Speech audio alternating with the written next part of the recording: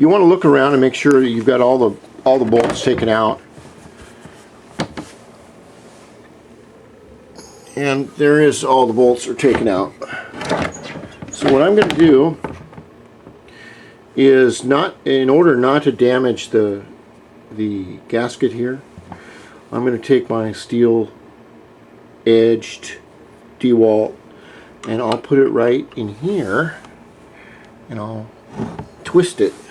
I don't know how well this will work because it probably hasn't been done. You know, okay, now you can see.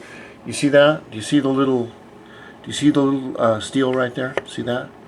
The little what's called a spacer or something. Or you can see the. You see the gap that we have here. Now I can keep doing this until it'll eventually open. And you can see it starting to open down here.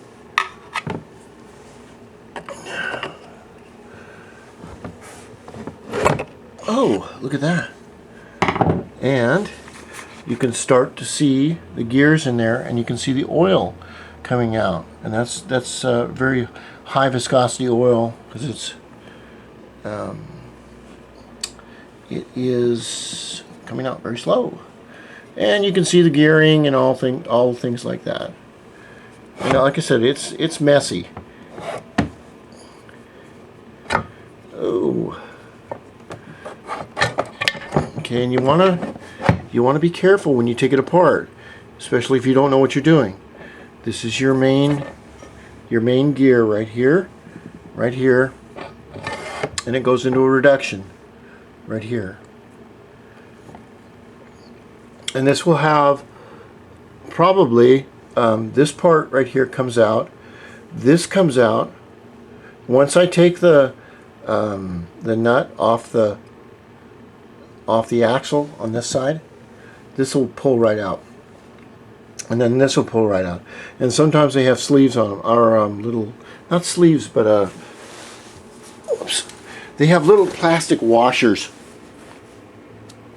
A good thing to look for when you've taken this apart is you want to take a look at your oil down here, see if you see any steel in it, parts.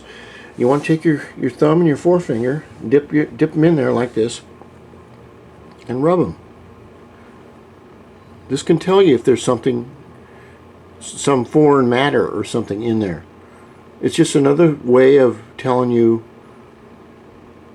what's in there. And gear oil smells really. It's got a really pungent smell. I don't know why, it just does. And you can see there's a bearing down there. This is called a blind bearing. Excuse me. See if we can get this to act the way I want it to. This is a blind bearing right there. That bearing stays in there, and this is the end of the shaft. You can see I'm turning the shaft here, and you can see I'm turning it right there. This part fits right in here. Now when you go with Dios and you want to get a higher than, say, 40 miles an hour, what generally you do is you would change this gear right here. It becomes bigger, and you'll change a gear right over here. You can also change this gear, but you have to press it off, and it's a pain in the ass, and then you have to know exactly what you're doing as far as gearing to know the geometry of how fast your wheel will go. Well, that's all I'm going to do for tonight because I'm tired and I got to work tomorrow. But we will continue to tear down every piece of this fantastic motorcycle. Like I said, it's a beautifully designed motorcycle. It's big, it's heavy duty. It is